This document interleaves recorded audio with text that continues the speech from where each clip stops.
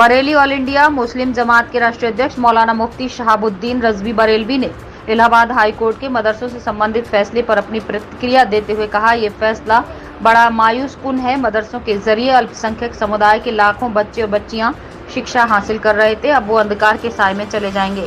अब फैसले के बाद सूरत हाल बन रही है, उससे जाहिर होता है कि मदरसों का वजूद खतरे में पड़ गया है। मौलाना ने ये बातें यूपी के मदारिस के लिए इलाहाबाद कोर्ट की लखनऊ बेंच के द्वारा किए गए फैसले की मदरसा तालीमी बोर्ड एक्ट 2004 को गैर संवैधानिक करार दिए जाने पर कही।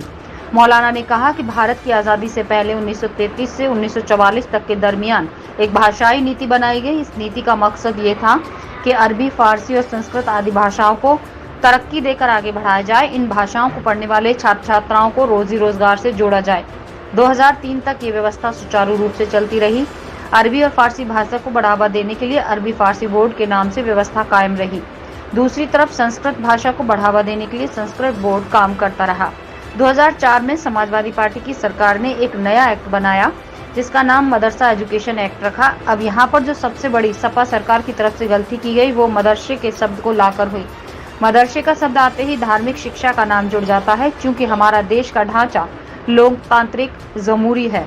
किसी भी धर्म को बढ़ावा देने का भारतीय संविधान में कोई भी प्रिंसिपल वसूल नहीं। इसलिए जहां भी धार्मिक शिक्षा का नाम आएगा वहां पर हुकूमत की संस्थाएं जरूर सवाल खड़ा करेंगी। बिल्कुल इसी तरह यहां पर भी मदरसों के बारे में सवाल खड़ा हुआ। मौलाना ने कहा, अब मदरसों को एक बड़ा संकट खड़ा हो गया है। इनको चलाना और बाकी रखना बहुत बड़ा मुद्दा बन गया है। मैं तो साफ तौर पर मदरसों की दुर्दशा के लिए समाजवादी पार्टी को जिम्मेदार मानता हूँ। अगर सपा सरकार ने मदरसा एजुकेशन एक्ट नहीं बनाया होता, अरबी फारसी बोर्ड खत्म न किया होता, तो आज ये दिन देखना ना पड़ता। दूसरे नंबर पर मदरसों से वाबस्ता मजहबी कयादत, धार्मिक नेतृत्व भी जिम्मेदार है। इस मजहबी कयादत ने महीनों चलने वाले कोर्ट की बहस में अपना वकील न खड़ा किया, सही से पैरोकारी नहीं की। बड़े बड़े मदरसों के जिम्मेदारान, चाहे वो सुन्नी हो या देवबंदी, वो खामोश तमाशबीन बने रहे। मदरसों की दुर्दशा में सिर्फ भाजपा सरकार को दोषी नहीं दिया जा सकता, मजहबी कयादत को जिम्मेदारी लेनी होगी। बिस्मिल्लाहिर्रहमानिर्रहीम। इलाहाबाद हाई कोर्ट ने मदरसा education board of Uttar Pradesh के खिलाफ एक फैसला दिया है और उसमें इस एक्ट को कलअदम करार दे दिया, यानी खत्म कर दिया है।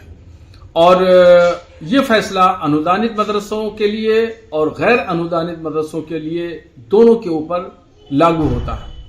अब इसमें बुनियादी जो गलती हुई है वो मदरसे की तरफ से वकला लोग जो पैरवी कर रहे थे वो सही तरीके से सही तथ्य और हकीकत कोर्ट के सामने नहीं रख सके, जिसकी वजह से ये फैसला आ गया। होना ये चाहिए था कि 1933 से लेकर के 1944 में ये एक्ट बना और ये एक्ट जो था वो अरबी, फारसी और संस्कृत को बढ़ावा देने के लिए ये कानून बना था और उस वक्त से लेकर के 2003 तक बिल्कुल सही निजाम के तहत ये एजुकेशन चलती रही। इधर मदरसे चलते रहे, उधर संस्कृत पाठशालाएं भी चलती रही। 2004 में आकर के इस अरबी फारसी बोर्ड को चेंज करके समाजवादी पार्टी सरकार ने मदरसा education board of Uttar Pradesh इसका नाम रखा और एक नया कानून बनाया और उसी के तहत मदरसा बोर्ड भी तश्कील दिया गया और उसकी बॉडी भी बनाई गई। तो जब मदरसे का नाम आएगा या मदरसे का लफ्ज आएगा तो वो धार्मिक शिक्षा ही समझी जाएगी और वही माना जाएगा।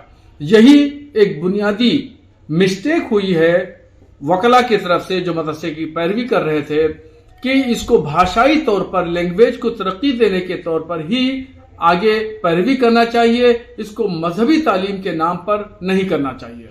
तो दरअसल जो इसमें जो सारी खता है और जो आज मदरसों का जो हश्र हाई कोर्ट ने किया है, ये इसकी जिम्मेदार समाजवादी पार्टी सरकार है, इसकी जिम्मेदार भाजपा सरकार नहीं है।